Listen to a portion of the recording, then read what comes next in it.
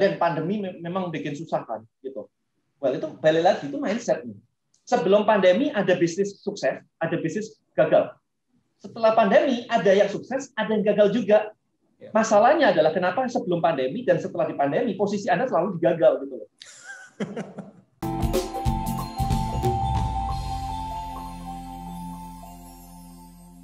Khusus di hari ini kita ngebahasnya yang pertama aja, bisnis offline di online kan dulu lah. Karena itu beda topik. Kalau membangun kayak Tokopedia urusannya beda lagi.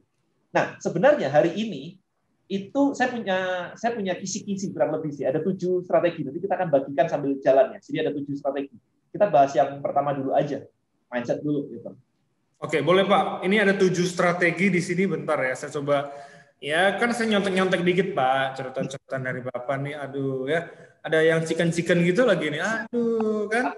Udah 100 juta chicken ditraktir kan. Aduh, ada money-nya lagi, aduh. Gimana Pak yang pertama Pak? Penasaran nih saya. Alright, yang pertama adalah mindset gitu ya. Jadi sebelum Anda mendapatkan 100 juta atau bagi teman-teman yang di sini ngerasa 1 juta itu kok susah banget dan sebagainya, itu urusannya bukan di duitnya, bukan di caranya, tapi di mindsetnya.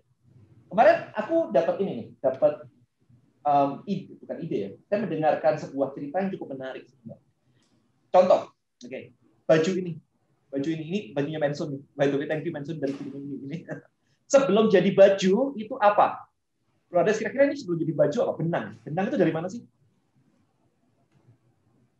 Kira-kira benang itu dari mana, teman-teman? Think, come on. Ini baju dijual. Baju dijual. Berarti bajunya ada duitnya. Duit ya. Mundur jadi baju. Mundur sebelum jadi baju apa tuh? Benang. Benang dari apa? Yes, ini kapas. Sebelum jadi kapas dari apa? Kapas dari domba ya, benar ya? Tumbuhan kan harusnya kan. Tanaman kapas kan. Sebelum jadi tanaman kapas dari mana?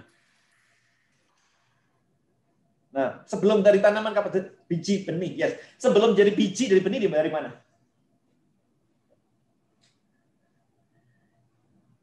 So think about this. Sebelum Anda ada, dari mana? Ya kan? Sebelum meja Anda ada, itu ada meja. Di depan Anda mungkin ada meja, ada lemari, itu ada lemari kayu begitu. Sebelum dari jadi lemari, yang Anda bayar pakai duit, lemari itu apa? Pohon. Nah, dari pohon, sebelum pohon apa? Benih. It's from nothing, guys. Nothing. Jadi dunia itu bisa membuat from nothing menjadi something. Itu dulu mindsetnya. Jadi dunia, universe, alam semesta kita, tidak akan kekurangan resource untuk membuat Anda jadi kaya. Itu dulu mindsetnya. Kalau Anda bilang bahwa susah banget dan sebagainya, that's here. Karena dari nothing become something jadi duit loh. Nah, sekarang punya nggak ada skillnya from nothing become something. Kita dilahirkan oleh Tuhan itu memiliki kemampuan untuk menciptakan dari nothing become something. Anda bisa punya anak kok. Ya kan? Jadi jangan mendinai dulu bahwa nggak bisa. Ya itu mindset yang nggak bisa. Anda bisa, capable. Karena semua barang yang Anda jual belikan di rumah Anda, yang Anda bayar, itu buatan orang. Sebelumnya nothing. Tuhan cuma menyiapkan dapurnya, bahan bakunya semuanya. You create from nothing become something. Itu dulu. Nah, dari sini, dari pemahaman ini, maka pertanyaannya berikutnya adalah kan, Anda pengen dapat duit nih, pengen dapat 100 juta lah, ya apapun itulah, terserah, 1 miliar, 10 miliar, whatever. What is your money relationship, guys? What is your money relationship? Nah, tulis. Oh ya, saya lupa tadi bilang ya, kalau misalkan di sini mau ambil catatan kertas, karena nanti ada 7 strategi, Anda catat ya, Anda bawa catatan, Anda ambil kertas dulu boleh. Yang pertama gini, money relationship itu Anda tulis. Saya pengen dapat berapa? Nah, nulis doang aja, itu kadang-kadang orang takut. That's the question. Ada yang bilang, Dan, apa sih muluk-muluk 100 juta? Kenapa nggak 10 juta aja? 10 juta cukup kok buat hidup. Ini nggak tentang cukup atau enggak. Kita nggak ngomongin cukup atau enggak. Kalau cukup, UMR cukup. Kalau UMR nggak cukup, pemerintah nggak ngasih UMR. Iya kan? Karena nggak cukup semua, mati semua tuh orang. Jadi UMR cukup gitu. Nah, Anda tulis, nanti akan ada muncul rasa di situ. Ada rasa senang, ada rasa excited, ada rasa takut. Kalau sampai muncul rasa takut, Anda mesti cari kenapa rasa takut itu muncul. Why? Apakah karena orang tua Anda yang dulu bilang uang itu kotor? Lu habis pegang uang ya mesti cuci tangan ya, kotor uang itu. Itu masuk tuh ke benak tuh. Lu ngapain punya duit banyak nanti semua pada deket pinjem lagi. Ya kan? Jadi seolah-olah kalau punya banyak duit, nanti dimusuhi banyak orang karena minjemin nggak boleh. Nah, itu ternyata jadi program. Nah, ketika program itu jadi, ya uang nggak mau deket-deket Anda. Karena Tuhan cuma pengen Anda bahagia, that's it. Kalau dengan adanya uang dan Anda nggak bahagia, uang nggak bakal datang. Sesimpel itu aja. Anda lihat ya, sinetron-sinetron di Indonesia, yang punya duit jahat. Coba kalau di Amerika gitu kan. Super powernya Batman apa? I'm rich. Ingat nggak? What's your super power? I'm rich. It's literally brainwash-nya itu beda banget gitu. Iron Man. Kaya dan bener. Indonesia kan selalu ya yang miskin ditindas gitu kan. Karena yang disukai itu gitu. Ngomong-ngomong ini, di Indonesia, lo nggak cari duit. Itu bahasa Indonesia. Lo nggak cari duit. Kalau di luar apa? Lo nggak make money. Duit itu di-create, man. Duit itu. Di Indonesia, duit itu hilang, harus dicari. That's the problem gitu loh. Lo nggak cari duit, man. Gitu kan. Jadi bahasanya aja seolah-olah tuh susah banget cari duit. Karena duitnya hilang. Nah kalau hilang ya udah. Gitu. So, tulis. Habis itu gini. Tugas Anda berikutnya adalah rasakan. Kalau 100 juta itu datang, rasanya gimana? Nah, tugas Anda adalah mencari rasa happy, excited banget. Itu harus muncul. Boleh angkanya Anda naik turunin, boleh. Bahkan ada eksperimen. Kalau Anda tulis 100 juta, nggak ada rasanya, tulis 1 miliar. Kalau 1 miliar takut, pertanyaan saya, kenapa kok takut? Itu kan cuma tulisan. Nah, itu harus dicek dulu. Supaya ada align gitu kan. Ya, alright, itu mindset yang pertama. Mindset yang kedua adalah chicken mindset. Chicken mindset adalah sebuah mindset yang menghalangi Anda untuk bergerak menuju ke goal yang Anda tulis tadi. Saya mau 100 juta. Oke, saya pengen ke sana nih gitu. Sebelum masuk ke chicken mindset, saya tambahin sedikit. Hidup itu punya rencana. Hidup itu Anda harus punya rencana. Ada namanya game plan. Apapun itu ada game plan-nya. Kita mau kerja ya ada aturannya. Ada tata caranya untuk bekerja. Kalau tidak sesuai tata caranya, ya Anda dipecat gitu aja. Ya kan? Jadi ada game plan-nya. Anda mau main catur, ada game plan-nya. Anda mau main basket, ada game plan-nya. Nggak bisa ngawur, nggak di-dribble, dibawa lari gitu kan. Sepak bola, ada game plan-nya. Nggak mungkin kan bola dibawa begitu, namanya rugby nanti. Ya kan? So, semua ada game plan-nya. Termasuk cari duit. 1 juta ada game plan-nya, 100 juta ada game plan-nya, 1 miliar, 10 miliar ada game plan-nya. The problem adalah Anda nggak tahu game plan-nya untuk dapetin 100 juta. Makanya nggak dapat. Teman kagak ada yang dapat 100 juta, Anda nggak tahu caranya, orang tua juga nggak tahu caranya, di sekolah nggak diajarin. Terus gimana mau dapat 100 juta? Nggak bisa. Simple. Karena Anda nggak tahu caranya, nggak tahu game plan-nya. Maka tugas Anda adalah mencari tahu game plan-nya. Cari tahu caranya dapat 100 juta. Jadi itu bukan cuma mimpi, ada game plan-nya, ada caranya semuanya. Nah, problemnya adalah hari ini, kena pandemi dan sebagainya, kita lihat di luar sana banyak orang di PHK. Yang dulunya dikasih aturan, ini loh ya, kalau kerjain ini, ada SOP, ada game plan-nya. Begitu dia pecat, harusnya time freedom happy ya. Bukannya dari dulu mimpinya adalah minta time freedom ke Tuhan gitu ya. Kan dikabulin tuh. Sayangnya Tuhan nggak ngebakalin dengan game plan. Karena Tuhan bilangnya apa? Free will. Kamu boleh melakukan apapun, kamu bisa jadi apapun. Saya support. Nah, problem nih. Karena kagak ada game plan-nya. Dan kita tidak diajarkan untuk membuat sebuah game plan. Kita sekolah buat apa sih? It's game plan sebenarnya. Supaya ketika lulus Anda bisa jualan ijazah katanya Bro Ardes.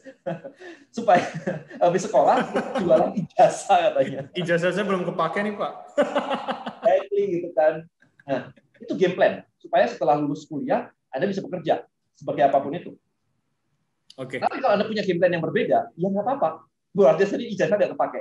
Saya juga ijazah nggak pernah kepake, sama aja gitu kan. Tapi ada orang yang bilang kalau nggak ada ijazah nanti nggak diterima kerja, ya karena nggak punya game plan. Selain itu, selain yang sudah di set di mindset, nggak punya lainnya. Kalau nggak punya ijazah, gimana cara kerjanya? Nggak punya game plan itu. Jadi itu all about it. Saya rangkumin dulu Pak ya, izin nih Pak ya. Berarti saya rangkumin dulu ya Pak ya, izin nih Pak ya. Untuk poin pertama berarti lebih ke masalah mindset ya. Ini bridging adalah soal mindset. Ya. Di mana kita ini yang menarik tadi saya kutip dari Pak Denny adalah money relationship. Ya, bagaimana kita berpikir soal uang.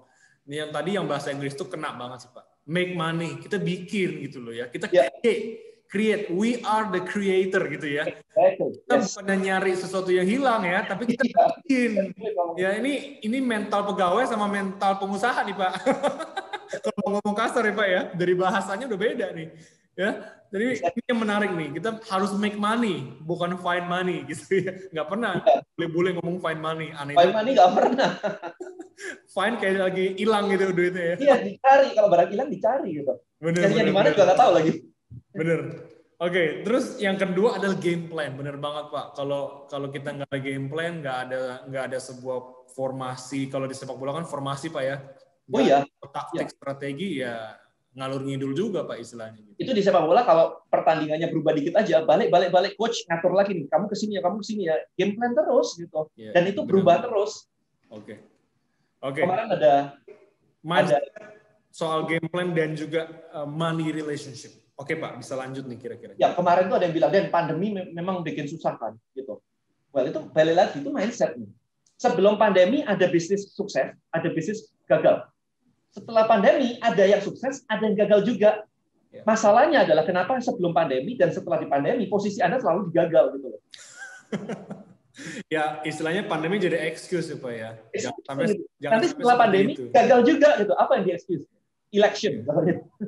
Ya. Jangan sampai begitu gitu ya. Justru di masa pandemi ini, ketika kita mungkin banyak di rumah, ketika kita tidak perlu usah ke kantor, justru ini menjadi kesempatan kita untuk berpikir sesuatu yang baru nggak sih Pak? Ya, exactly. Ya, Anda punya alasan untuk berpikir sesuatu yang baru. Tapi biasanya mereka punya alasan untuk menyalahkan sesuatu yang baru ya pandemi. Ya balik lagi ke mindset ya Pak ya. Ya. Oke. Nomor 2 nih apa Pak kira-kira? Belum. Belum. Lanjut. Tutup dengan satu yaitu chicken mindset. Jadi ketika Anda sudah punya goal 100 juta, Anda sudah punya game plan-nya, saya harus lakuin ini. Tetapi posisi ini saya nggak bisa nih. Wah, kayaknya ini bukan saya nih. Kayaknya saya cuma pegawai. Kayaknya saya cuma security. Kayaknya saya cuma seorang ibu rumah tangga. Kayaknya saya nggak punya waktu gitu. Terus nggak dilakukan. Jadi Anda sudah tahu goal-nya, sudah punya game plan-nya. Problemnya adalah Anda nggak mau action. Karena itu di luar zona nyaman Anda. Itu yang disebut dengan chicken mindset. Nih.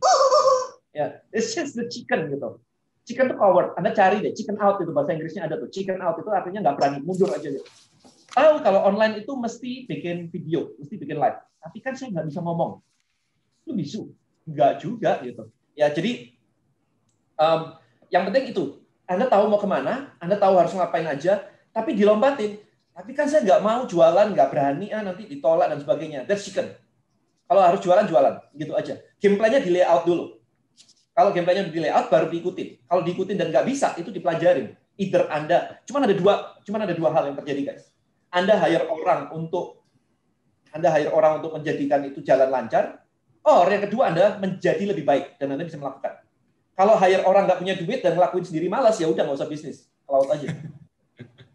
Okay, so that's the whole mindset, right? So money relationship, kemudian game plan, kemudian chicken mindset. Ya, jadi Anda harus tahu ada chicken di dalam kepala yang harus ditangkap dan dibuang. Saya nggak berani ngomong.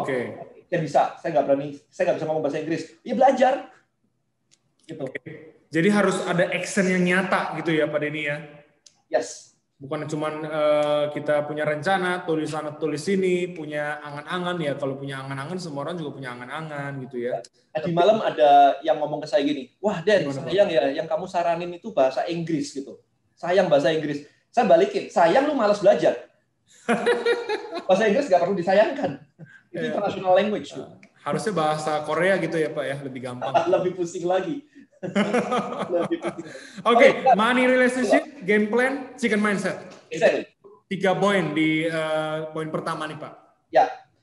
Nah, poin kedua kita ngomongin tentang networking sekarang. Networking. Tadi saya sudah bilang, kamu nggak tahu caranya dapat 100 juta, teman kagak ada juga yang dapat 100 juta, nongkrong doang gitu. Kemudian orang tua ditanyain juga nggak tahu, udah nak sana belajar sekolah yang pinter tinggi nanti dapat kerjaan bisa lah dapat 100 juta. Makanya rajin nabung katanya. Terus investasi gitu kan. Itu menyesatkan loh teman-teman. Kemarin tuh saya ngomongin tentang investasi. Karena apa? Ngomongin investasi, patokannya Warren Buffett. Yang diinvestkan duitnya siapa? Kagak punya duitnya. Mau investasi, duitnya kagak ada, duit siapa diinvestasikan. Ya, jadi kalau sudah punya income diinvestasikan, that's okay. Tapi kalau income aja nggak punya, investasi duit siapa? Jadi jangan salah. Oke, sekolah nggak ngajarin. Nah, berarti Anda very small chance, istilahnya apa ya, sangat kecil kemungkinan Anda untuk bisa mendapatkan 100 juta. Maka tugas Anda berikutnya adalah setelah mindset lewat, mencari komunitas di mana di situ ngomongnya udah 100 juta, 200 juta, 1 miliar, 2 miliar. Anda cari komunitasnya. Itu PR. Kalau Anda nggak mau, karena di luar zona nyaman, that's chicken. Oke. Chicken nggak bakal bisa 100 juta. Chicken cuma bisa per telur. Udah. Ya, jadi networking, Anda cari gitu. Nah, nanti ada orang-orang yang kayak begini. Ada orang-orang yang, dan lu ngomonginnya 1 miliar, 2 miliar mulu, angkanya miliaran mulu, nggak enak gitu. Berarti vibrasi orang itu adalah vibrasi di bawah 1 miliar. Dan nggak nyaman. Orang biasa ngomong 100.000, diajak ngomong miliaran, nggak nyampe di otaknya. Vibrasinya nggak nyampe, itu nggak nyaman. Nah, maka Anda harus menerobos itu, keluar bahwa nggak enak ngomongin itu. Sampai lama-lama otak Anda bisa menerima bahwa angka miliaran itu biasa, angka 100 juta itu biasa. Berarti vibrasi Anda udah match. Gitu. Anda udah nyaman di situ. Istilahnya mendengarkan angka itu sudah nyaman. Begitu angka itu sudah nyaman di hati Anda, iya ini yang aku cari. Sekarang komunitasku semuanya 200 juta, 300 juta. Ini baru buka resto aja udah 300 juta gitu. Anda udah nyaman, nanti Anda akan beroperasi di sekitar itu. Network Anda akan di situ. Karena orang-orang yang bermain di angka miliaran, ngomongin 10 juta males, men. Kayak 10 juta nggak usah dibahas lah gitu. Buat apa gitu? Effortnya nggak worth it. Bayangin aja, kalau sekarang Anda sudah tahu dapat 10 juta, Anda diajarin cara dapat 50.000, mau nggak? Males kan? Anda udah dapat 20 juta nih sebulan, terus ada iklan, biasanya ada iklan. Join di sini, hanya dengan melihat iklan saja, Anda mendapatkan Rp1.000, Rp2.000. Males kan? Buat apa gitu? Kita kerja udah dapat 20 juta, terus disuruh ngeliatin iklan, ngeklik dapat Rp1.000, Rp2.000. Udah males gitu. Nah, sama, kalau sudah dapat ratusan juta, ngomongin 100.000 udah males. Gitu. Nanti naik lagi levelnya, udah ngomongin 1 miliar, dan ini ada proyek dan sebulan bisa dapat 5 juta. Udah males, biasa dapat 1 miliar. Jadi akan ada levelnya. So, tugas Anda adalah networking, mencari komunitas supaya Anda naik level itu. Oke. Itu nomor 2. Jadi, Pak, ini kalau ada quotes, pergaulan itu juga sangat menentukan, Pak ya. Berarti bagaimana kita bergaul, dengan siapa kita bergaul ya. Kita mungkin sering dengar kalau mau jadi harimau ya jangan gaul sama tikus gitu ya. Kalau mau jadi tikus ya jangan gaul sama harimau gitu ya Pak, benar Pak ya? Yes. Nah, nanti akan ada komunitas kepiting. Wah, apa tuh? Ada telurnya nggak Pak? Aku bayang ya, Bro Ades, kalau kepiting ditaruh di satu ember, ya. Banyak begitu. Terus ada satu yang mau keluar, yang lain gimana? Japit tarik, nggak ada yang beres-beres ya. Nggak beres-beres. Lihat nih, begitu Anda mau keluar, teman hangout Anda kayak, bro, yuk kita hangout yuk, weekend begini. Anda bilang, enggak lah, lagi mau sibuk belajar ini gitu. Dikata-katain Anda. Karena kebiasaan mereka adalah ngata-ngatain orang. Gitu. Tapi yang ngata-ngatain, kita lihat aja hasilnya gimana. So, ngomong balik lagi ke nomor 1. Saya mau highlight satu hal yang penting banget nomor 1 tadi, mindset. Kalau hidup Anda banyak susahnya, artinya mindset Anda banyak salahnya. Nggak usah didebat. Gitu aja. Nggak usah, lu benar, lu salah, itu benar, lu salah, Denny benar, itu salah. Enggak. Kalau hidup Anda banyak susahnya, Anda banyak nggak happy-nya, berarti mindset Anda banyak salahnya. Selesai. Gitu aja. Ya kan? Karena kita nggak perlu dibandingin. Ada orang-orang yang kayak super kaya gitu kan, bukan berarti dia paling benar dan kita yang di bawah ini salah gitu. Nggak kayak begitu. Kalau kayak itu kita jadi ngejudge orang terus gitu. Cukup lihat ke diri kita aja. Kalau mindset Anda, kalau misalkan hidup Anda banyak susahnya, berarti mindset Anda banyak salahnya. That's it. Oke. Meskipun ya mungkin ada faktor-faktor eksternal ya Pak ya, tapi yang paling penting adalah bagaimana kita sebagai faktor internalnya ini kita men-setting sedemikian rupa untuk bisa agar hidup kita lebih baik seperti itu ya Pak ya. Yes. Oke. Dan benar sih, benar banget sih Pak. Saya ada sebuah pepatah nih, persahabatan atau pergaulan yang buruk merusak kebiasaan yang baik. Iya. Kalau begitu. Kalau misalkan istilahnya keluar aja kayak gitu. Enggak. Betul. Jadi memang pergaulan, networking, karena kita makhluk sosial ya Pak ya. Jadi kita butuh juga support dari teman-teman, bagaimana kita saling mendukung satu sama lain. Oke. Mindset sudah ada dari diri sendiri ya. Yes, tentang networking. Anda cek grup WA Anda sekarang. Mana grup WA yang tidak membantu Anda mencapai 100 juta, tinggalin. Berani nggak Anda sekarang? That's the challenge. Wah. Admin, kayaknya kita harus bikin grup Menzone nih. 100 juta bro. Gila. Clear kan? Grup WA isinya ngomongin cewek coba. Aduh. Cabut dari situ, ngapain? Grup WA yang tidak menunjang Anda mencapai 100 juta Anda, pertama, tinggalin. Ngomong ngalur ngidul nggak jelas begitu kan. Itu saya banyak tuh. Grup reuni SMA gitu kan, saya tinggal. Ngapain? Omongannya nggak jelas, ngomongin cewek lah, ngomongin inilah gitu kan. Ini apa sih isinya gitu, nggak jelas semua. Pak Denny, Ada ini. Yes.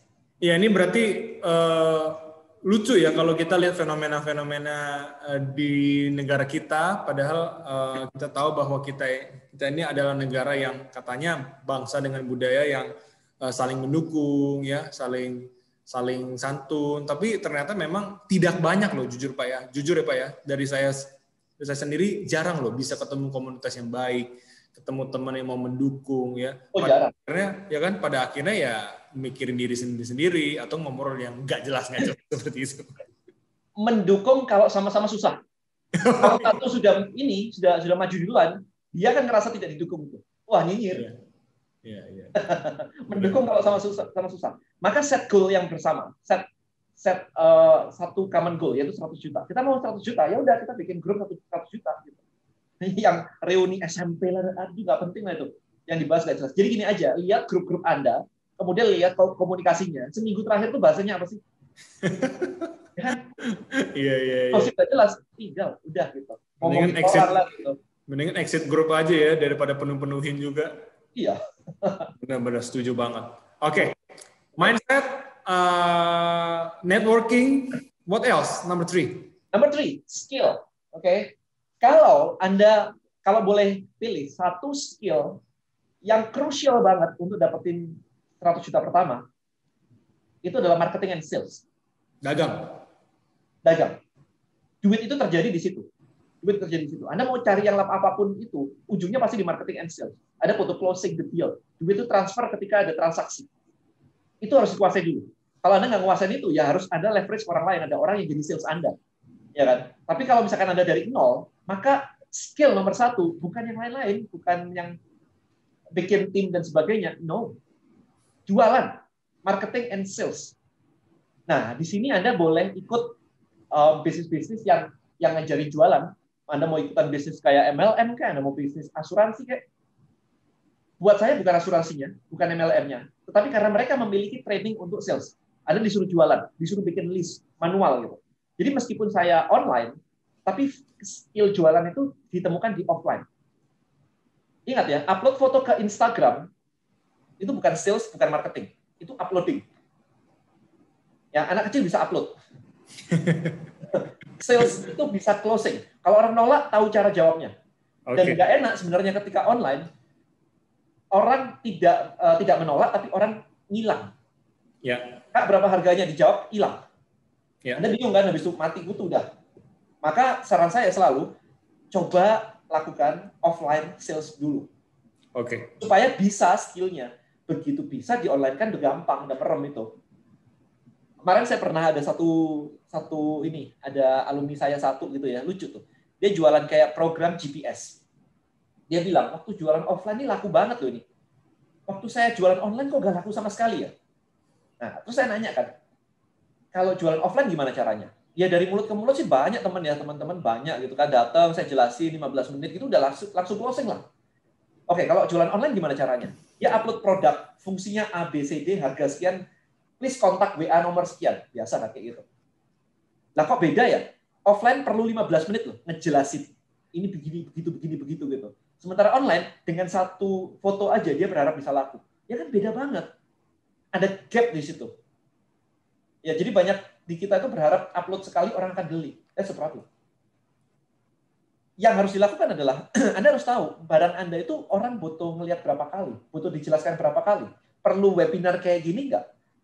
Perlu live IG live nggak? Instagram live nggak? Perlu itu nggak? Itu harus dicari tahu. Kalau misalkan ternyata IG live dan ternyata bagus closing, maka masukkan itu menjadi game plan. Oke, berarti setiap hari saya harus IG live.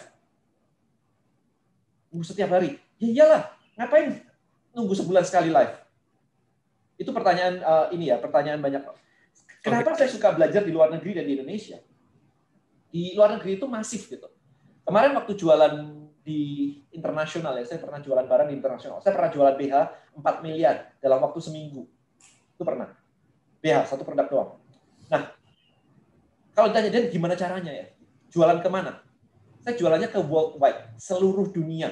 Jadi waktu di Facebook, saya iklannya itu worldwide, targetingnya worldwide. Nah, di sini kan selalu kayak dikecil-kecilin ya. Bisnis itu dikecil-kecilin gitu. Kalau saya sudah jualan Tokopedia, ya sudah gitu. Kenapa nggak di semuanya aja? Semua marketplace dan sebagainya. Itu nanti kita bahas di nomor 6. Ya. Tapi intinya adalah, apa yang bisa Anda lakukan secara masif? Masif banget. Bahkan kemarin saya ngelihat ada orang trading forex nih. Trading forex. Ini menarik, mindsetnya ya, bukan forexnya, tapi mindsetnya. Perhatikan baik-baik. Orang di Indonesia begitu trading forex, itu bikin akun, kemudian trading. Udah dapat duit, loss gitu. Intinya dari situ satu akun. Kemarin ketika ngobrol sama orang luar, kita sih nggak main satu akun ya. Kita mainnya 50 akun. Hah, emang bisa main 50 akun? Gimana caranya gitu? Oh, ternyata akunnya ada banyak. Dia mainin satu akun sih. Tapi 50 akun ini di-connect pakai software sama dia. Jadi dia cuma mikirin satu akun doang, tapi hasil usahanya 50 kali. Jadi kalau profit $100 aja kali 50, berapa? 5.000 sehari. So the mindset itu loh, leveraging mindset-nya itu kuat banget mereka itu. Nah itu balik lagi itu ke mindset sih. Nah di Indonesia agak jarang orang-orang yang mikir sampai ke sana. Kalau sudah laku di Instagram, ya udah. Nggak mau, YouTube, Instagram aja cukup kok. Kenapa dicukup-cukupin sih? Tuhan tuh mau ngasih lebih loh. Katanya rezeki dijatah oleh Tuhan, sudah di-set. Kalau rezeki Anda di-set 1 triliun dan Anda cuma ngeklaim 1 miliar, itu salah Anda. Iya. Betul. Itu salah. Kan kita nggak tahu Tuhan nyiapin kita rezeki berapa banyak.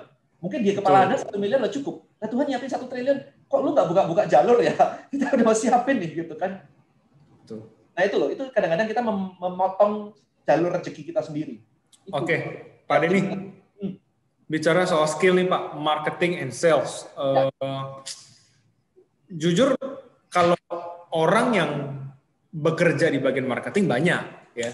Orang yang bekerja di sales banyak, begitu. Tapi kan permasalahan adalah kalau kita jualan itu, yang susah kan begini. Bagaimana kita bisa tahan banting gitu loh Pak. Ya. Yang namanya jualan kan pasti ketika kita mau closing the deal, 50-50 nih Pak.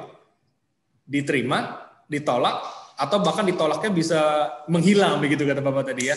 Ini bagaimana bounce back-nya Pak ketika kita menghadapi kegagalan demi kegagalan, biasanya ini yang buat orang tuh pada akhirnya stuck, diam pelan-pelan mundur Pak. Gini, kita ngomong mindset lagi atau soal skill nih Pak, murni Pak? Mindset. Skill itu tergantung dari mindset. Jadi gini, realita kita itu terjadi karena action kita. Anda hari ini berada di sini nonton Zoom kayak begini karena Anda action, kemarin daftar. Action Anda itu karena feeling Anda. Feeling Anda karena thinking Anda. Oke? Karena Anda melihat judulnya 100 juta dan saya pengen nih, itu mikirkan, oke, berarti saya harus action. I feel good, saya pengen 100 juta, saya harus action, dan here we are. Kita berada di sini dan kita Zoom. Itu aja. Jadi realita Anda terjadi karena thinking Anda, which is your mindset. Skill itu cuma proses di tengah-tengahnya aja. Dalam proses itu, saya harus mengakuisisi skill apa? Skill jualan. Oke, sekarang kita ngomong skill jualan. Seberapa sering sih Anda yang ada di sini pacaran sekali jadi sampai married? Wah Pak, kayaknya dari 100 orang, 1 pun belum tentu Pak. Or at least ada 2, ada 3, saya 6. Iya. Saya 6. Kan berarti banyak kan gagalnya daripada berhasilnya ya. Oh kenapa Anda semua sekarang ada, most of you yang udah married, kenapa married sih? Padahal udah gagal bolak-balik gitu. Buset, ada yang 17 kali. Buset, itu. Itu playboy atau ditolak mulu? Jago banget dapetin banyak cewek atau ditolak banyak cewek? Oke, so kebayang ya, kenapa Anda ditolak cewek beberapa kali, gagal bolak-balik? Kenapa nggak trauma terus semua jadi monk? Udah, gue nggak merit, nah. Gue bertapa aja di gunung. Right. So sama, semuanya itu sama. Jadi begitu ada mandi, airnya kepanasan, kenapa Anda nggak trauma mandi habis itu? Jadi mindset-nya ada namanya mindset TOTE. Test, operate, test, exit. Jadi melakukan sesuatu kita tes dulu, airnya tes dulu, panas atau dingin. Kalau kepanasan atau kedinginan, ada operate itu knob. Airnya diputar-putar lagi gitu, dites lagi. Putar-putar, dites lagi. Sampai cocok, kita exit the process dan kita mandi. Itu namanya TOTE, test, operate, test, exit. Jadi kalau jualan dan ditolak, maka kita harus operate. Apa yang harus kita utak-atik? Supaya next time kita better terus. Gitu. Jadi ada prinsipnya TOTE. Hidup adalah TOTE. Anda gimana caranya tahu makanan enak? Dicoba. Habis itu ya udah dicoba. Oh ini enak gitu. So that's the mindset.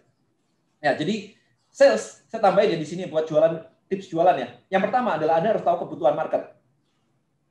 Karena banyak sekali orang jualan, saya tanya, kenapa kamu jualan? Ya supaya barang saya laku, supaya saya dapat duit.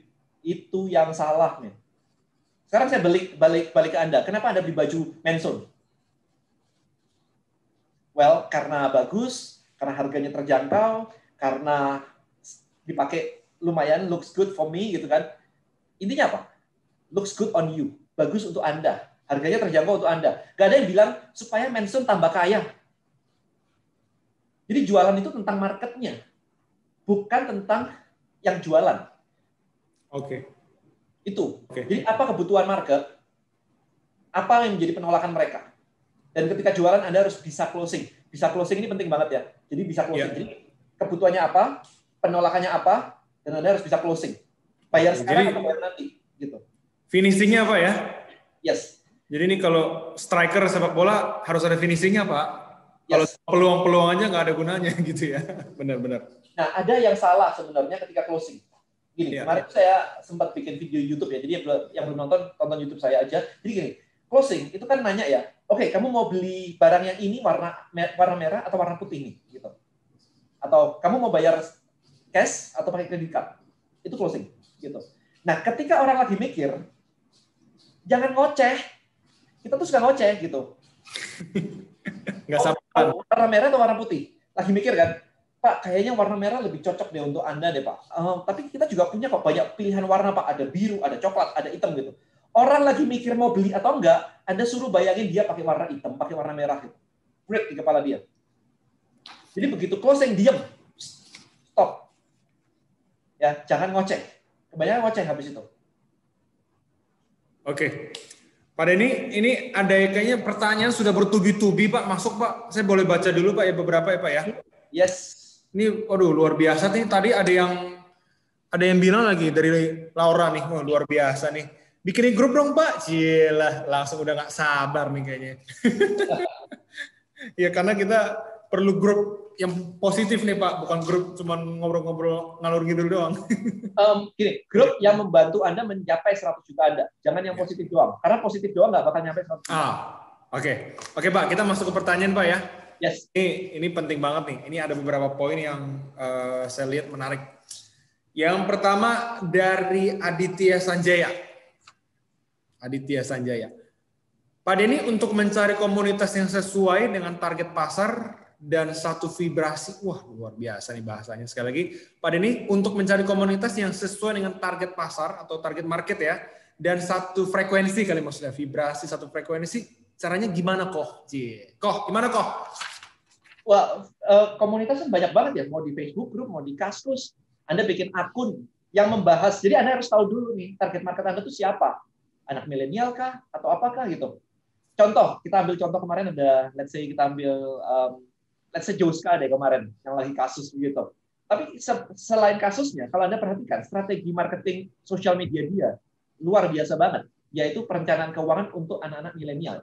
Maka konten yang didesain adalah semuanya tentang anak milenial. Yang kalau gajinya cuma 10 juta itu belinya apa saja, dan sebagainya. So, apa yang menjadi umpan atau konten yang disukai dari target market Anda? Itu kalau Anda mau bikin grup. Ya, itu saya ngebahasnya, kalau itu ada di buku saya sih, di List Building Mastery sih. Kalau misalkan itu, strategi konten dan sebagainya. Di mana banyak, Anda tinggal cari aja. Yang penting adalah Anda tahu siapa market Anda. Ini kita mau bahas di step nomor 4 sih sebenarnya sih. Oke. Satu lagi Pak ya, ini ada pertanyaan nih, menarik juga Pak. Pak Denny, kalau ini dari Ahmad Muhal. Pak Denny, lebih baik hard selling atau soft selling untuk dalam konteks jualan online? Nah, ini jualannya yang langsung hard atau soft dulu Pak? Atau dua-dua? Pak. Dua-dua. Nah, the thing adalah biasanya yang saya lakukan adalah soft selling ditutup dengan hard selling. Kalau kebalik aneh ya, udah dipaksa baru dijelasin pelan-pelan. Aneh banget gitu. Ya dijelasin pelan-pelan di closing dengan hard selling. Soft selling doang saya suka dulu. Ternyata omsetnya rendah. Karena orang nggak disuruh, nggak action. Nggak disuruh beli, nggak action gitu problemnya. Jadi kemarin tuh saya sempat sampai belajar di luar negeri tuh, gimana caranya untuk jualan massal gitu kan. Karena mentor saya kemarin tuh jualan $3 juta dalam 90 menit. Gokil nggak? Jadi on stage 45 miliar iya benar ya, 45 miliar ya, dalam 90 menit presentasi. Belajar kan saya ke dia kan, kemudian dia bilang kayak, Dan, stop teaching, start selling. Karena saya tuh teaching ya, saya suka ngajar soalnya. Jadi teaching ada soft selling gitu. Karena saya belajar di dia cukup mahal, ya saya praktekin dong. Karena saya udah bayar dia 1 miliar kemarin itu belajar. Ya, jadi saya praktekin. Hasilnya kelas saya itu naik loh dari 50 peserta jadi 250 peserta. Naik 5 kali. Dan kelas saya harganya 13 juta. So, worth it banget ya sih? Jadi benar-benar karena kenapa saya praktekin? Karena bayarnya mahal. Kalau nggak dipraktekin rugi bayar gitu loh. Iya. Soft selling good, tapi kalau nggak ada hard selling-nya percuma. Oke, jadi sekali lagi ini kombinasi Pak ya, hard dan soft dua-duanya perlu banget nih. Oke, Pak, kita lanjut nih. Tadi kan sudah poin pertama mindset, networking, skill. Ini karena tadi ada pertanyaan mengenai market, sekaligus kita bisa bridging ke market. Yes. Bagaimana Pak, nomor 4 nih, soal nomor market. Apa nih pentingnya kita mengetahui kebutuhan pasar saat ini? Yes. Jadi apa sih yang menjadi problem dari pasar itu sendiri? Jadi keempat kita ngomongin tentang market. Jadi apa yang menjadi problem? Market bukan cuman, target kita golongan menengah ke atas. Bukan itu teman-teman. Itu cuma bagian aja. Ya, target saya ibu-ibu. No, itu cuma bagian kecil aja. Ada yang bilang target saya pokoknya mahasiswa usia 18-22 lah, kurang lebih gitu. Itu cuma kira-kira aja. Jadi sebuah market adalah sekumpulan orang yang memiliki satu problem yang sama. Either problem atau kepingin sesuatu yang sama. Saya pengen tampil cantik dengan metode skincare halal misalkan. Itu spesifik gitu. Maka Wardah akan hadir di situ. Tapi kalau saya pengen kelihatan cantik tapi pakai teknologi, misalkan ada Pond's. Ada Pond's. Tapi kalau saya mau pakai yang natural gitu, misalkan ada Citra, ada Sari Ayu gitu. So, kalau Anda tanya, produknya sama sih, pemutih ya pemutih. Goalnya yang memutihkan. Tapi perspektifnya beda. Nah, ini Anda nanti akan belajar di brand positioning, segmentation, dan sebagainya sih. But intinya adalah, what is the problem dari market Anda? Bukan problem Anda ya, problem market Anda itu apa yang pengen Anda solve. Kenapa dia harus beli barang Anda, itu mesti clear, satu. Oke? Dan kita sekarang ngomong ke 100 juta pertama, berarti harus ada jawaban ini. Berapa besar nilai problem itu? Oke? Jadi berapa besar nilai problem? Kalau problem itu di-solve, kira-kira dia tuh berani membayar nilai berapa sih? Kalau orang sakit cancer, value of the problemnya itu hidupnya loh. Duit berapapun habis loh. Itu rumah dijual, mobil dijual hanya untuk membiayai supaya dia masih bisa hidup. That is the value of the problem. Tapi kalau Anda beli permen, nggak makan nggak apa-apa. Value of the problemnya kecil. Rokok sekarang semakin meningkat loh, value of the problemnya itu. Kalau nggak ngerokok nggak bisa tuh. Ya kan? Jadi itu memang problem itu bisa dibuat kayak muncul sekali, atau ketagihan, kokain gitu. Kenapa bisnis kartel narkoba gitu gede banget? Karena value of the problemnya di-create supaya value-nya itu addicted. Oke? Rokok addicted sama aja. Tapi kalau vitamin C, hanya orang yang punya niat hidup sehat. Nah, vitamin C. Maka bisnis vitamin C pasti kalah sama bisnis rokok. Mau nggak mau. Iya kan? Itu fakta. Gitu. Nggak ada vitamin C terkaya di dunia jualan vitamin C. Gitu. Terkaya di Indonesia jualannya itu ada. Gitu. That's fakta. Maka pertanyaannya adalah, apakah yang Anda jual memiliki value yang cukup besar? Atau gampang di-replace dengan orang lain? Apakah gampang diganti dengan produk yang lain? Gitu. Itu value-nya. Jadi ada nilainya. Oke? Yang ketiga tentang market adalah size-nya. Berapa besar orang yang mau beli barang Anda? Saya mau menjual pembakar lemak ke ibu-ibu yang habis melahirkan dan suka golf. Dan single. Single mom maksudnya. Wah, itu susah banget ya sih market size-nya. Nyari udah melahirkan, suka golf, single lagi. Di mana gitu nyarinya gitu. Ya, marketnya terlalu kecil. Untuk mendapatkan 100 juta, Anda butuh market yang lumayan besar. Jadi nggak ada yang namanya lagi jualan hanya ke teman-teman arisan. Jual ke teman-teman kantor. Itu nggak ada. Karena Anda jual ke teman-teman kantor nggak nyampe 100 juta. Teman Anda sudah beli semua, bulan depan Anda tawarin lagi, bosen milih yang lain. Ya, jadi how big is the market? Kalau Anda nggak tahu, game plan Anda belum lengkap. Gitu aja. Karena Anda mau bikin bisnis 100 juta, Anda nanti harus punya game plan. Kalau Anda nggak tahu market size-nya, berarti Anda nggak tahu medan perang. Kalau Anda nggak tahu medan perang, Anda nggak tahu kompetitornya, nggak tahu semuanya, nggak tahu kebutuhan market, itu namanya gambling. Kalau Anda suka gambling, dan ngerasa gambling banyak menangnya, nggak usah bisnis, ke kasino aja. Oke, berarti ini nomor 1, 2, 3 itu semua kalau nggak ada market yang jelas, kalau kita nggak berusaha untuk memetakan siapa pasar kita dan kita punya pengetahuan akan pasar kita, sia-sia juga Pak ya, karena targetnya kita nggak tahu nih targetnya yang mana gitu ya. Nanti miss juga mau skill luar biasa, mau marketing sales skillnya hebat juga kalau nggak ada market yang jelas juga useless gitu Pak. Tapi kalau misalkan marketnya nggak jelas berarti belum punya ilmu marketing. Oh iya benar Kalau juga. udah punya ilmu Sales marketing, doang ya, jualan doang tapi nggak tahu jualan ke siapa. iya, paling kayak biasa ibu-ibu rumah tangga yang mulai awal jualan kayak saya jual ke teman-teman waktu nganter anak sekolah. Ya temennya cuma 10 orang. Laku happy habis itu tapi nggak bisa gede, nggak bisa besar. Oke. Saya jadi dapat insight nih Pak, insight sebuah pencerahan sampai poin 1 sampai 4 ini. Benar nggak sih Pak kalau jualan sama bisnis itu berbeda Pak? Oke, jadi jualan sebenarnya part of business. Pasti ya. Jadi yang disebut dengan bisnis secara harafiah kalau di Indonesia nih adalah sebuah aktivitas untuk membuat profit. Itu kalau definisi bahasa Indonesia. Kalau luar negeri, I think different kemarin tuh. A company is an organization, group of people gitu ya, kalau nggak salah. Tapi adalah group of people gitu. Namanya aja a company gitu. Company itu apa sih? Yuk company me gitu kan, kayak yuk bareng-bareng sama aku gitu kan, bahasa Inggrisnya gitu. So, group of people gitu. So, buat saya bedain definisinya aja. Jualan itu dagang, yaitu saya punya produk, saya jual. Saya kulak di sini murah, saya jual lagi lebih mahal, saya ambil profit. Itu basic jualan. Tapi belum tentu membangun sebuah bisnis. Karena membangun sebuah bisnis artinya adalah Anda membuat bisnis. Literally sebuah company. Yang artinya company ini nanti bisa diinvest, bisa dijual, bisa di IPO kayak Manson gitu kan, bisa company-nya ini bisa dijual gitu.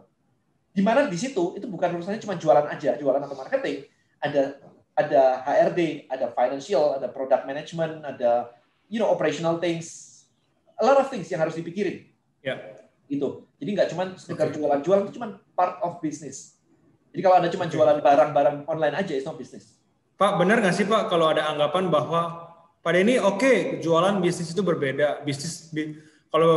Mungkin kalau berbisnis itu lebih keren ya, lebih bagus. Tapi kan kalau bisnis itu butuh modal Pak. Kalau untuk sekedar berjualan kita hanya butuh produk aja Pak. Itu benar nggak Pak? Mindset seperti itu Pak? Nggak, karena gini. Kenapa Anda hire orang? Karena Anda nggak bisa ngelakuin semuanya sendirian. Maka Anda hire orang. Akhirnya dibentuk tim. Itu kan? Kenapa Anda butuh investor? Karena Anda nggak bisa pakai duit Anda sendirian.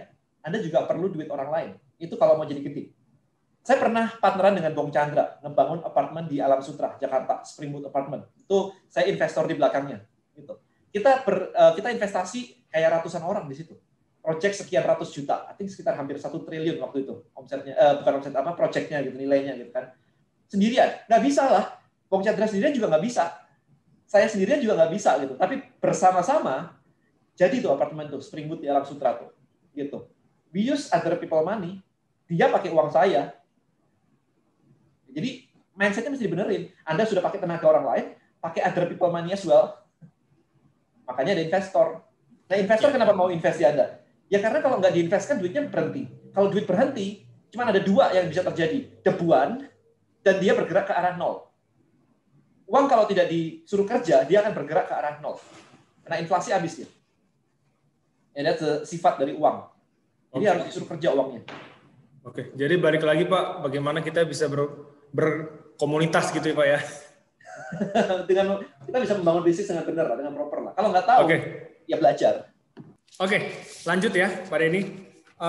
Tadi kita terakhir ngomongin soal problem dan value of the problem. Nih Pak, boleh nggak saya Pak tanya dikit Pak, value of the problem? Seru nih Pak. Value of the problem. Nah, tadi kita bahas soal rokok ya, soal narkotika gitu. Berarti istilahnya gini, bisnis yang baik adalah bisnis benar nggak Pak? Saya nggak tahu nih ya, kita meluruskan aja. Bisnis yang bisa membuat sesuatu, bisa membuat kecanduan nih Pak. Tapi di luar itu ya, dalam hal ya kita, kalau sampai nggak ada produk ataupun jasa ini berarti agak sulit nih buat masyarakat. Dalam artian bahwa kita sampai akhirnya berada dalam titik bahwa kita punya power terhadap masyarakat. Oke, Apakah jadi kita punya mindset seperti itu, benar nggak Pak? yes, jadi ini ada 3 jenis gitu ya. Kita ada 3 jenis. Ini ngomong dari klasifikasinya, yaitu vitamin, painkiller, sama kokain. Oke. Vitamin, kalau maksudnya bukan jualan suplemen, bukan itu. Maksudnya adalah produk Anda itu dipakai kayak vitamin. Oke, dipakai boleh, nggak dipakai nggak mati. Ya, itu namanya vitamin. Ini yang paling enteng banget. Yang kedua adalah painkiller. Kalau ada problem itu muncul, Anda harus beli painkillernya gitu. Jadi kalau sakit batuk, ya Anda harus beli obat batuk. Kalau nggak sakit batuk, ya Anda nggak pakai ini produk gitu. Oke. Jadi kalau mau bulu tangkis, ya beli raket. Itu namanya painkiller, iya kan? Kalau mau bulu tangkis ya beli raket.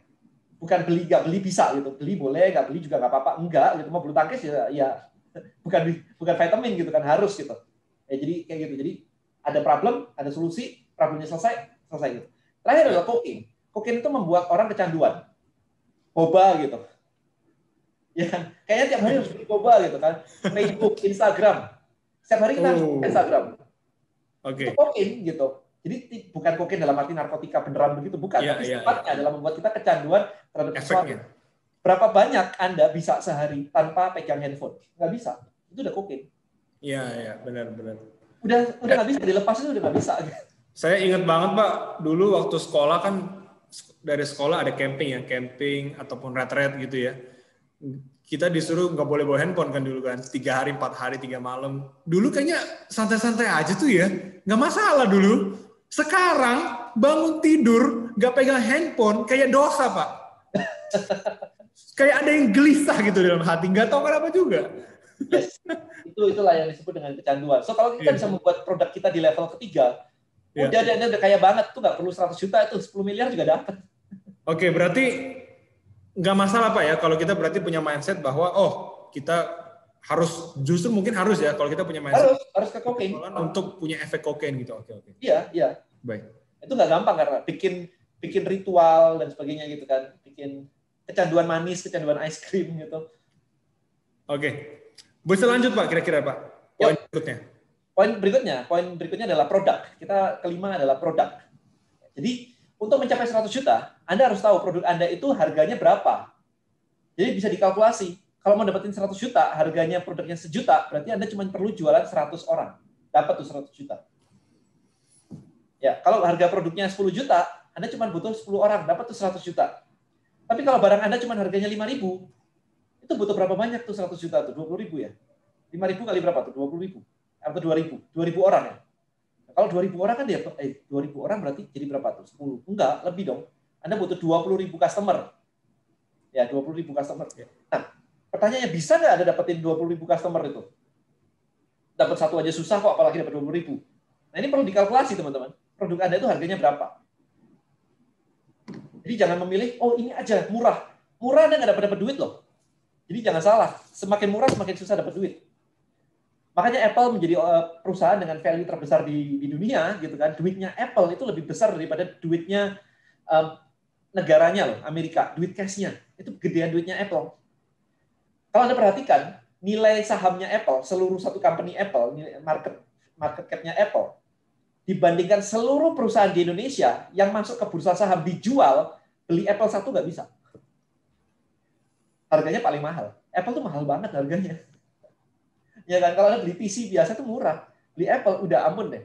Ini iPhone 12 Pro Max 33 juta. Handphone 33 juta. Dan laku gitu. Ya jadi Anda perlu tahu bahwa menjual termurah bukan merupakan solusi. Ya. Menjual termurah menunjukkan Anda nggak bisa marketing, gitu aja. Karena marketing dengan semua strateginya, brand positioning, segmentation, ada value over bundle dan sebagainya, gunanya menjual semahal mungkin. Kalau menjual semurah mungkin, tidak perlu marketing. Ya kan? Anda jual kasih modal aja nggak perlu marketing. Gitu. Jadi dengan adanya marketing, Anda harus bisa menjual semahal mungkin dan masih laku. Maka Anda mempelajari psikologi market, itu semua.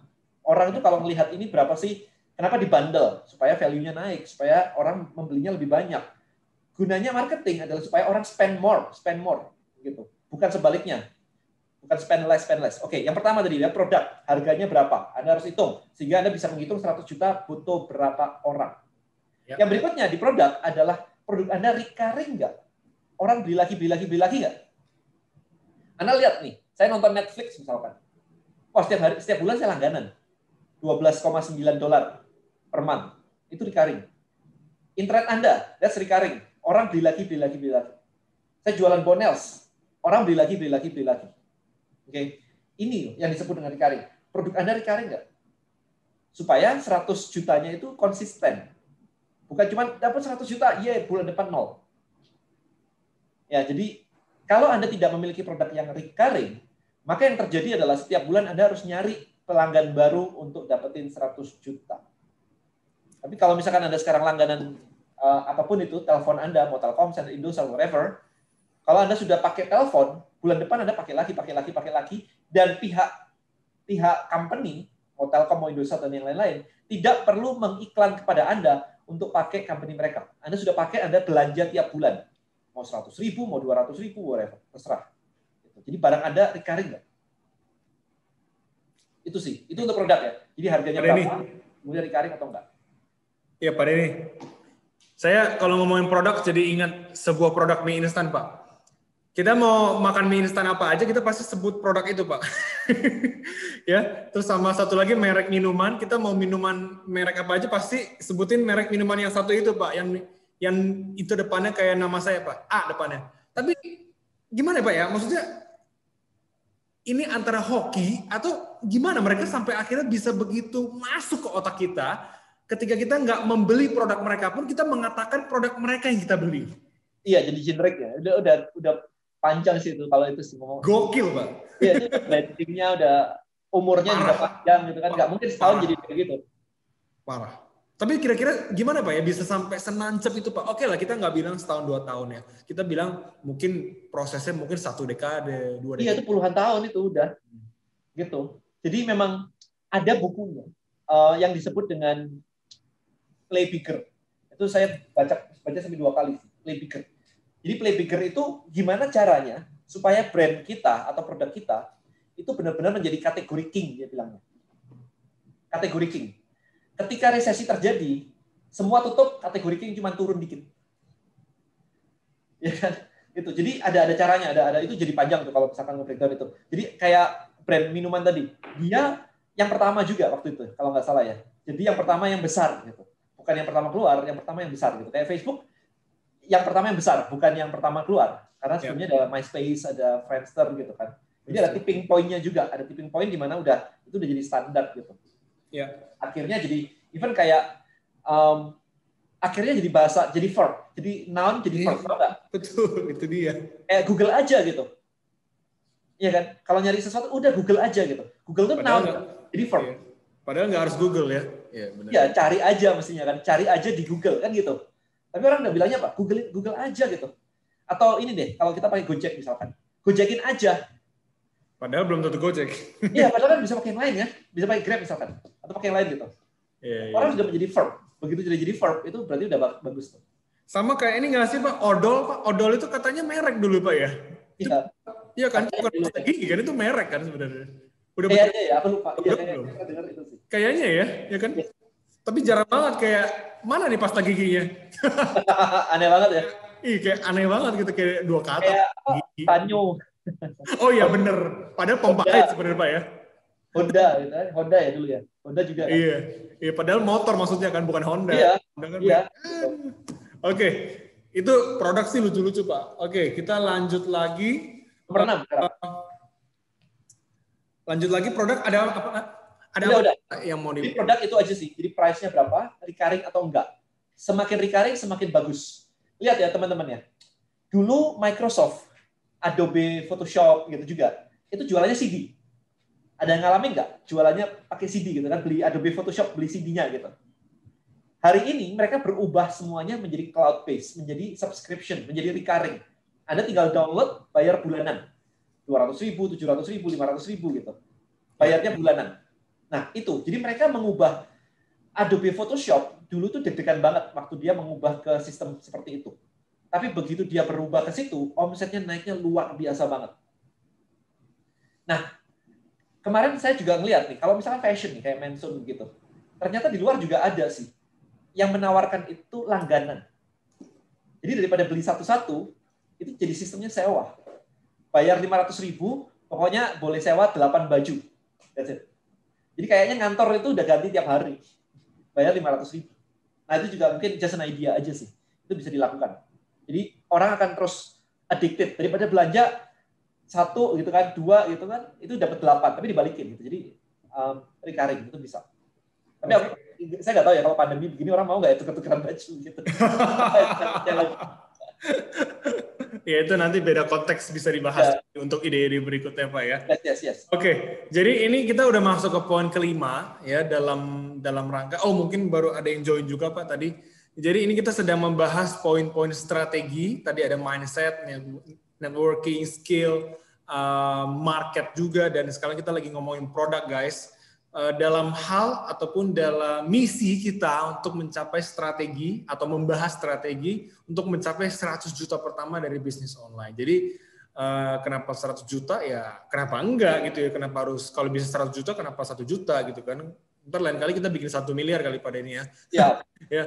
Ini dalam rangka kita sedang berdiskusi mengenai strategi untuk mendapatkan 100 juta pertama guys dari bisnis online. Ingat guys, berjualan itu berbeda dari bisnis karena berjualan itu bagian dari bisnis, tapi bisnis itu bukan jualan. Jadi balik lagi ini merupakan sebuah hal yang perlu kita ingat, dan lagi-lagi yang pertama yang paling penting adalah soal mindset ya.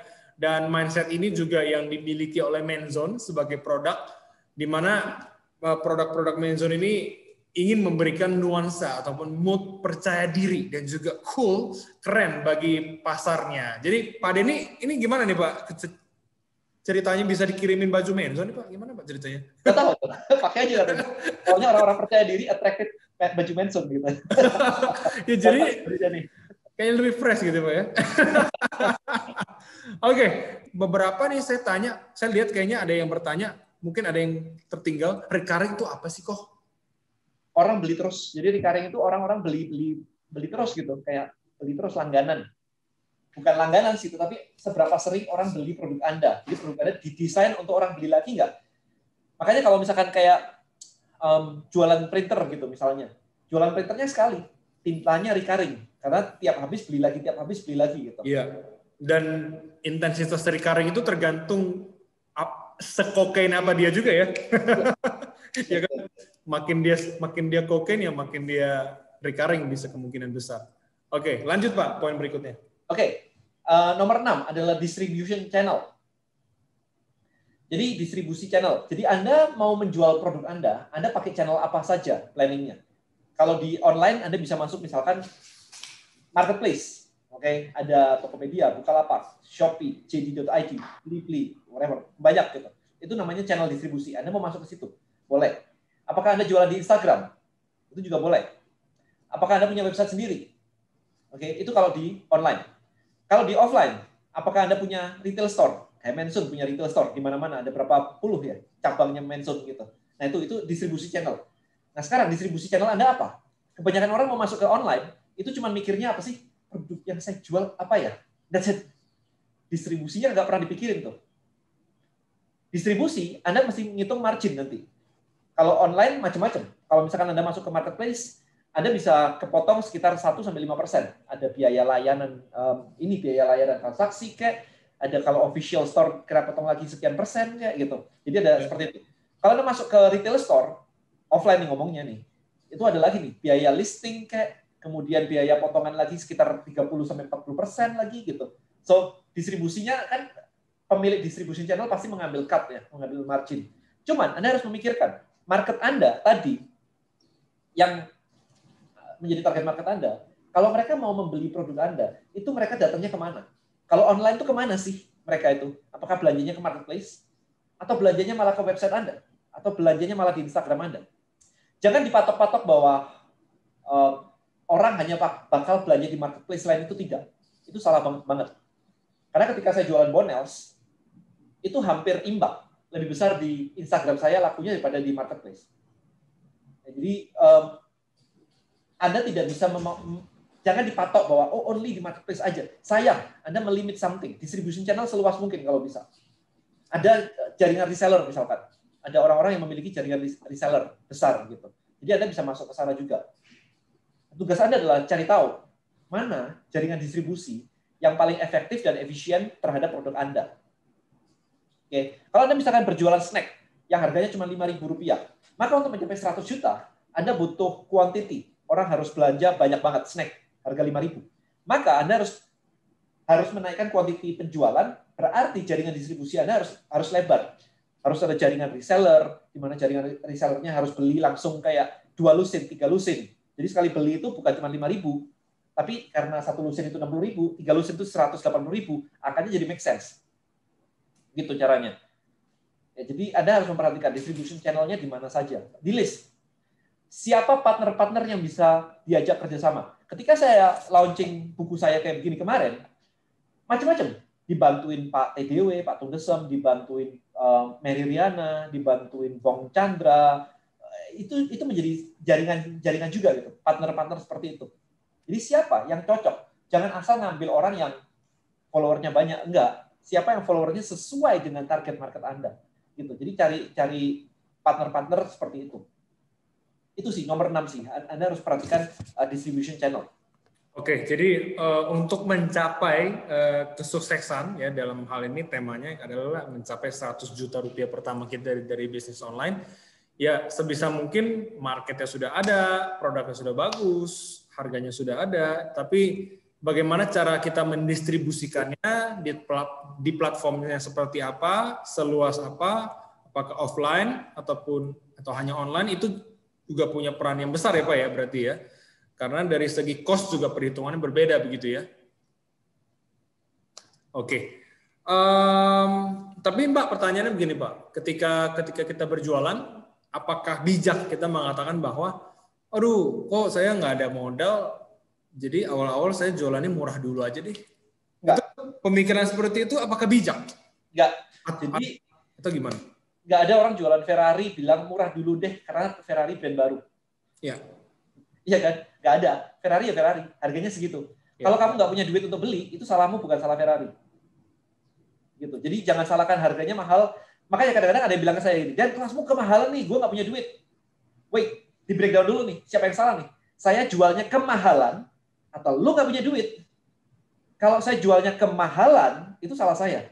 Tapi kalau lu nggak punya duit, itu salah lu. Iya, iya. Ya kan? Jangan membuat seolah-olah di luar sana jualnya kemahalan, padahal kitanya yang nggak punya duit. Gitu. Ya. Blaming nanti. Jadi seolah-olah kita yang harus benar gitu. Enggak. Jadi mesti dicari tahu dulu. So, untuk menentukan, makanya tadi kita ngebahas tentang apa tadi? Market ya, market.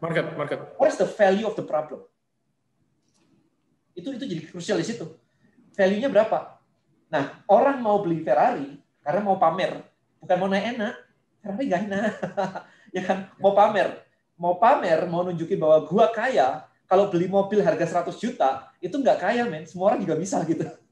Tapi karena Ferrari harganya 2 miliar, 4 miliar, 10 miliar, maka hanya orang kaya yang benar-benar kaya yang bisa gitu. Nah, di situ jadi menunjukkan kan value of the problem, yaitu untuk nunjukin kaya ya harus dibayar dengan harga yang signifikan. Kalau mau nunjukin kaya tapi harganya cuma 100 juta, itu nggak nunjukin kaya, apanya mau ditunjukin? Gitu. Sama, itu semua jual emosi kalau sudah kayak begitu. Ya, jadi Ferrari bukan jual mobil, dia jual emosi. Tas Gucci, Chanel, Hermes, LV, itu bukan jualan tas, itu jualan emosi. Ya. Karena jualan tas ke Mangga 2, 200.000 dapat, 100.000 dapat. Jualan tas. Iya benar. Ya. Berarti produk itu sudah hanya menjadi alasan ya Pak ya, hanya menjadi media. Tapi yang dijual emosi. Jiwanya pasar itu yang menjadi target ya berarti. Yes. Benar ya.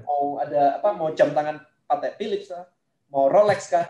Itu bukan untuk lihat jam, itu untuk jual emosi. Ya kalau lihat jam, beli jam, beli pakai handphone selesai. Ada jam berapa handphone selesai.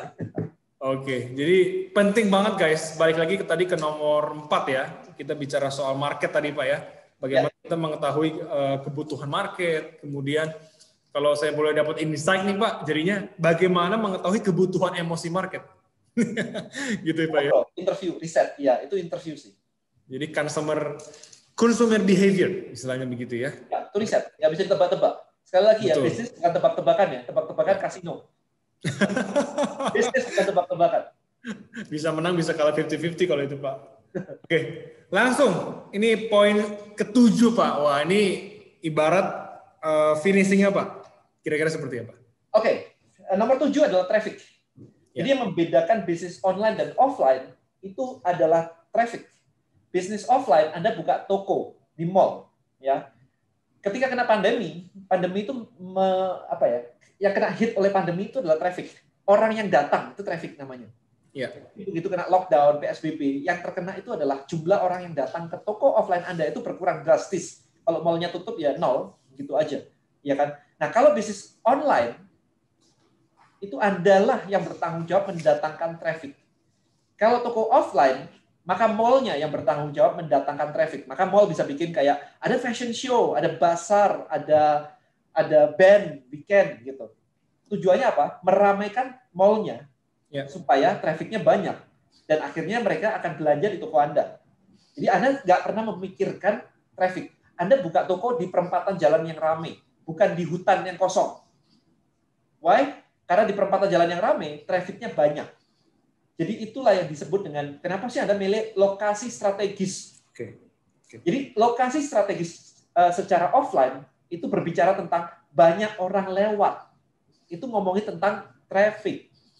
Ketika Anda pindah ke online, kebanyakan orang lupa bahwa untuk mendatangkan traffic secara online, sekarang menjadi tugas Anda. Sebelumnya Anda nggak ngurusin. Buka toko di perempatan jalan ramai, ya pokoknya jalannya ramai. Selesai. Yang penting adalah servis yang baik buat saya.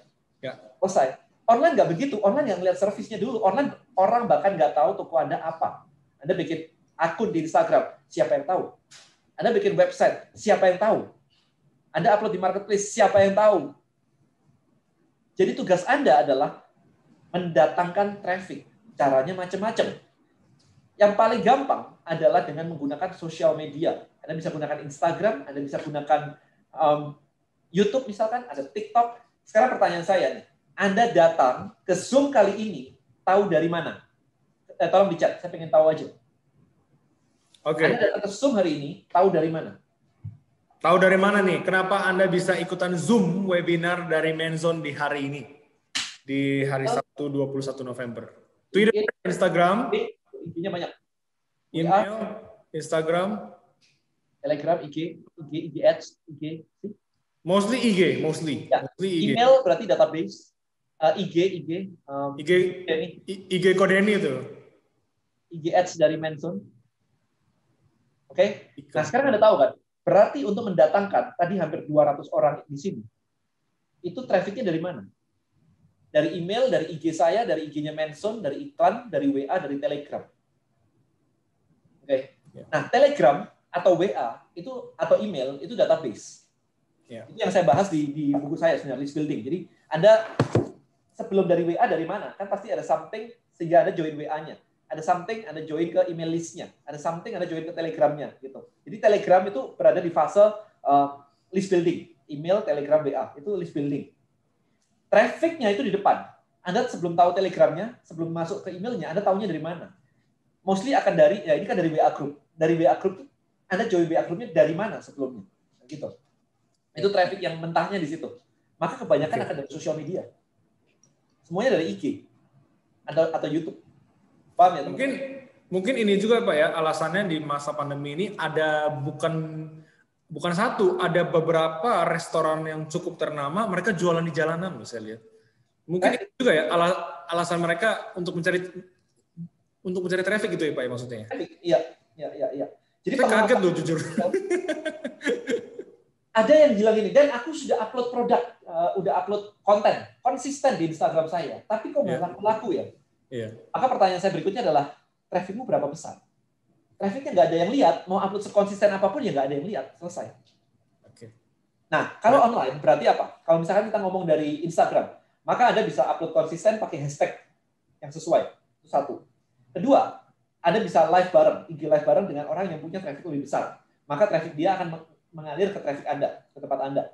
Oke? Anda bisa follow dan komen akun-akun yang relevan dengan punya Anda. Itu juga bisa. Keempat adalah Anda bisa ngiklan. Itu cara paling cepat, ngiklan. Jadi untuk mendatangkan traffic, Anda ngiklan. Ketika Anda shifted dari offline ke online, bayangin aja ketika offline Anda membayar sewa gedung, sewa ruko, sewa apapun itu di mall. Oke. Tugas mall adalah menyediakan tempat, space, dan traffic. Ketika Anda masuk ke dunia online, jangan berpikir nggak ada biayanya. Gunakan biaya yang tadi harusnya di dunia offline itu membayar sewa tempat, itu menjadi biaya mendatangkan traffic. Nah, pilihannya cuma ada 2 sekarang mendatangkan biaya traffic. Anda belajar datengin traffic sendiri, atau Anda hire orang yang bisa datengin traffic. Selesai. Cuman challenge-nya adalah ketika Anda nyuruh orang, meng-hire orang untuk mendatangkan traffic, challenge-nya adalah kalau dia bisa mendatangkan traffic, dia nggak akan mau kerja sama Anda. Mending dia bikin bisnis sendiri dan mendatangkan traffic-nya ke bisnisnya sendiri. Benar nggak? Namanya dia udah bisa datengin ratusan orang, ribuan orang ke tempat dia, kok ngapain kerja sama Anda? Dibayar 5 juta. Mana mau? Nggak make sense. Nah, itu agak susah. Jadi di dunia digital itu ada challenge-nya juga seperti itu. Gitu sih. Makanya belajar sendiri juga salah satu yang krusial banget sebelum Anda hire orang. Gitu. Pak Denny, ini kita lanjut ke pertanyaan dulu ya Pak ya. Alright. Dari Linda, bagaimana caranya agar kita bisa konsisten dalam menjalankan bisnis online ini di saat penghasilan bisnis kita menurun, yang terkadang juga berpengaruh terhadap semangat kita untuk meneruskan bisnis. Jadi gini Pak maksudnya, semangat nih awal-awal Pak, baru ikutan webinar, semangat ya, semangat. Udah jadi nih, marketnya ada, kebutuhan ada, produk juga ada. Tapi ya namanya bisnis seperti hidup Pak, mungkin ada ups and downs. Nah ketika downs ini Pak, bagaimana kita bounce back lagi Pak? Jawabannya adalah gini, find your purpose. Why Anda jalanin bisnis ini? Ya. Itu. Why itu adalah bensin paling kuat. Itu sih. Kemudian why mimpi. Kayak saya ngebangun Tribelio. Saya belum ambil gaji, saya belum ambil profit. Like sepeser pun saya belum ngambil sama sekali. Dan udah jalan setahun setengah. Tapi saya punya why yang cukup kuat, yaitu ketika nanti Tribelio ini jadi, ini bisa menjadi sebuah platform sosial media buat komunitas yang ingin berjualan secara online, komunitas dan jualan gitu. Dan itu belum ada. So mimpi saya adalah gimana caranya Tribelio ini bisa compete with sekelas Facebook, di dunia begitu. Bukan sekedar Tokopedia, karena Tokopedia tidak internasional. My goal adalah untuk menjadikan Tribelio internasional, dan itu menjadi why terbesar saya. Apapun saya lakukan untuk menghidupi Tribelio supaya ke sana. Ya. Gitu. Jadi what is your why? Sehingga ketika bensinnya atau duitnya itu turun, ini masih kuat gitu. Itu yang harus dicari sih. Oke, Pak Denny boleh, ini kan 7 poin sudah kita bahas. Yes. Juga ada yang tadi tengah-tengah baru ikutan, nih saya pengen sedikit review. Tema hari ini kita adalah strategi untuk mencapai ataupun mendapatkan 100 juta pertama dari bisnis online. Dan hari ini kita sudah berdiskusi kira-kira, tidak terasa ya, sudah 1 jam dengan Pak Denny atau yang kita kenal dengan Ko Denny. Ya tadi kita udah bahas cukup detail lah ya 1 jam. Tapi balik lagi bagaimana teman-teman ini mau mencatat, mau belajar lebih lanjut ya.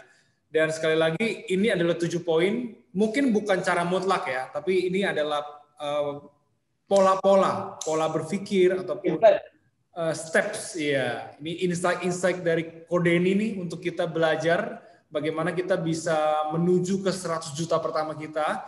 Tapi kalau teman-teman bisa 200 juta, 300 juta ya why not gitu ya. 100 juta ini ya tagline aja lah, judul untuk stepping stone. Iya, oke. Mungkin Ko Denny bisa sedikit memberikan kesimpulan nih Ko Denny dari 7 poin yang sudah kita bahas. For me, mendapatkan uang itu mendapatkan 1 juta butuh skill. Tadi ada yang 1 juta aja susah gitu kan, berarti kan mendapatkan 1 juta itu butuh skill. Nah, mendapatkan 10 juta butuh different skill. Mendapatkan 100 juta butuh another skill, butuh skill yang lain. Dapatin 1 miliar butuh skill yang lain. Jadi set your goal, kemudian gunakan yang tadi, mindset, networking, skill, marketnya apa, produknya apa, distribution channelnya di mana, trafficnya apa, gunakan itu untuk mendapatkan goal Anda yang terdekat dulu. Nah nanti, begitu Anda sudah bisa mendapatkan 100 juta, maka kita evaluasi. Anda cari mentor, find a mentor yang bisa membawa Anda, naik nih, yuk ke 1 miliar. Naik nih ke 10 miliar. Bahkan, saya pernah ngalamin sendiri sih. Sudah omset 10 miliar, misalkan ya, ternyata bisnisnya impossible untuk di-grow menjadi 100 miliar. Itu bisa aja. Ya, bayangin aja lah, kalau misalkan Anda, kemarin tuh saya nggak punya sebuah bisnis yang kalau di-grow 10 miliar udah nyampe, tapi begitu tembus itu sudah sangat susah sekali. Maka ketika itu, ya Anda harus benar-benar membuka wawasan Anda bahwa ada nggak yang harus dirombak di situ, atau diperbarui, atau menambahkan bisnis baru, atau akuisisi baru, sehingga bisnisnya bisa naik. Kayak Facebook. Dia nggak akan segede hari ini kalau dulu dia nggak akuisisi WhatsApp sama Instagram. Gitu. Jadi, begitu dia akuisisi Instagram, 1 billion US dollar, I think 1 billion ya, 15 triliun gitu. Dalam waktu sekitar 4 tahun atau 3 tahun ya, itu penghasilan dari Instagramnya dia itu gede banget loh. Coba kalau dia nggak akuisisi 1 billion itu. Ya kan, jadi harus ada ditambahkan begitu. It's a bit complex guys, tapi find a mentor ya, untuk Anda tetap naik level. Ingat satu hal aja bahwa hari ini Anda belajar satu hal. Saya pengen Anda mengevaluasi diri Anda. Nanti sebentar lagi kita akan tahun baru. Apa yang berubah dari tahun baru ini dan tahun baru kemarin? Dan apa yang akan Anda planning tahun depan? Jadi setiap hari kita harus maju lebih baik. Bukan lebih tambah berat badan doang. Itu sih kesimpulannya. Dan online mungkin baru ya buat teman-teman semua di sini. Online itu mungkin baru. Saya cuma mau meng-highlight. Selalu saya katakan bahwa sebuah peluang bisnis atau sebuah peluang apapun itu akan datang dari sesuatu yang tidak Anda ketahui sebelumnya. So, peluang akan datang dari unknown possibilities. It's always kayak begitu. Kalau Anda sudah tahu, itu namanya bukan peluang. Yeah. Karena yang sudah Anda lakukan hari ini adalah pengulangan dari kemarin. Besok adalah pengulangan dari hari ini. Nggak ada peluang baru. Jadi begitu Anda menjadi peluang baru, Anda harus mengeksplor area-area yang belum pernah Anda eksplor sebelumnya. Termasuk belajar digital marketing misalkan. Belajar list building, belajar apapun itu, cari mentor baru. Di situ Anda akan ketemu network baru. Itu baru ada yang namanya peluang baru. Kayak Anda pulang kantor, jalan Anda biasa, lewat sampai hafal, suatu hari macet, berhenti total, dan Anda melihat ada mobil belok ke kiri, dan Anda ngambil. Coba siapa tahu itu jalan lebih lancar. Belok ke kiri, dan ternyata Anda melihat, ya elah, ini ada toko ini toh. Dari dulu saya nyari, ini nggak pernah ketemu. Karena Anda nggak pernah lewat situ. Anda selalu rutinitas sehari-hari. Begitu dipaksa, ini pandemi memaksa Anda untuk mengeksplor dunia online. Belok Anda ke dunia online. Mungkin siapa tahu di sana malah ada peluang luar biasa buat Anda ketika Anda serius. Ya. Tapi kalau ada belok dan tutup mata, pakai driver semoga cepat nyampe, itu tetap nggak kelihatan. Karena peluang harus buka mata, bukan tutup mata. Ya, gitu yang terjadi. Oke, jadi ini sebuah insight lagi, jangan hanya menyalahkan kondisi ya Pak ya. Justru kondisi-kondisi yang ada, ya kita nggak bisa ngapa-ngapain sebagai manusia yang terbatas, kita harus syukuri. Dan yang paling penting tetap harus berusaha ya. Oke. Ini pertanyaan masih banyak banget. Yuk. Tapi ini saya simpulin aja. Rata-rata ingin bertanya sebenarnya bagaimana cara memulai bisnis online. Karena kalau offline mungkin ya. Ya baca buku saya aja, list building. Nah, ini. Dan itu kejawab. Ini, last building. Ada di mana aja Pak? Kalau boleh tahu Pak. Langsung aja, listbuildingblackbook.com. Dah. Tuh ya. Listbuildingblackbook.com. Dah. Berarti itu e-book ya Pak ya? Atau buku beneran? Buku beneran tuh, buku beneran. Ada free shipping for you guys. Tuh, listbuildingblackbook.com. Tuh kan. Ini banyak yang nanya juga, rekaman hari ini bisa di-share nggak? Admin, bisa di-share nggak? Bisa di-share nggak rekamannya? Nanti ya. Kan, sudah punya tuh Pak. Gimana tuh? Ada insight apa aja tuh? Fadilah Nur Aisyah. Waduh, ini luar biasa nih. Ini kayaknya followers-followersnya Ko Denny nih. Langsung beli. Wah, sedap. Siap. Oke, Ko Denny, ini boleh dong sedikit aku tanya nih. Gimana pertama kali story-nya nih ketika di kontak Menzone ya untuk webinar, untuk mengisi acara ini, kemudian boleh dong kasih tahu pendapatnya tentang produk-produk Menzone yang saya tahu nih, yang setahu saya nih mereka juga punya, dari tagline aja udah tahu nih, mereka nih pengen membangun sebuah karakter yaitu be confident. Ya cool. Iya. I think I love it so much karena memang kita nih masyarakat Indonesia itu kayaknya most of them itu krisis percaya diri gitu. Jadi tagline-nya Mansion tuh udah benar-benar kayak harus ini benar-benar ini penting banget nih. As a movement itu udah benar-benar wah seru banget. Makanya ketika saya dikontak untuk webinar kayak begini, saya harus masukin mindset as a point. Karena confident itu bukan cuma tentang luar doang, tapi luar dan dalam. Both akan reflect ke semuanya gitu. Jadi mindset, be confident, ya, cool, dan itu dan penting juga pada akhirnya kita mendistribusikan itu dalam penampilan kita gitu ya Pak ya. Iyalah, reflect kok itu, akan reflect kok. Karena yang namanya sales, marketing, kalau pas ketemu orang juga penampilan dilihat Pak pasti Pak, ya nggak sih? Jangan-jangan malah takut orang didatengin malah takut. Oke, Pak Denny, ini kita udah bahas kira-kira 1 jam lebih, tadi kesimpulan juga udah, tapi Pak, boleh nggak Pak Denny kasih sedikit pesan nih Pak, pesan-pesan, karena ya namanya pandemi ini kan kita sudah berjalan kira-kira hampir 1 tahun, dan ya kita nggak tahu ya, mungkin the worst case-nya bisa 6 bulan ke depan masih begini-begini aja, bahkan mungkin 1 tahun ke depan juga masih begini-begini aja. Pesannya gimana Pak? Saya kemarin melihat ada statistik data tahun 2019 kalau nggak salah. Itu perputaran e-commerce di Indonesia itu mencapai 265 triliun kalau nggak salah. Dan ketika pandemi begini, itu nggak turun angkanya. Kemarin malah kayaknya sempat naik. Nah, bayangin aja bahwa perputaran duit secara online di Indonesia itu sudah ratusan triliun. Masa sih Anda nggak bisa kecipratan? Gitu. Ya kan? So, tinggal perbaikin mindset-nya aja sih. Mau belajar mindset-nya seperti apa. Ketika Anda ngerasa benar dan nge-blaming bahwa bisnis Anda gagal gara-gara pandemi, apapun itu, ya Anda nggak akan maju. Karena Anda ngerasa benar. Benar atau salah bukan tentang benar atau salah. Hasilnya gimana, gitu aja. Jadi nggak ada yang namanya Anda benar tapi habis itu susah. Gitu. Kalau mindset Anda banyak benarnya, harusnya hidup Anda banyak enaknya gitu.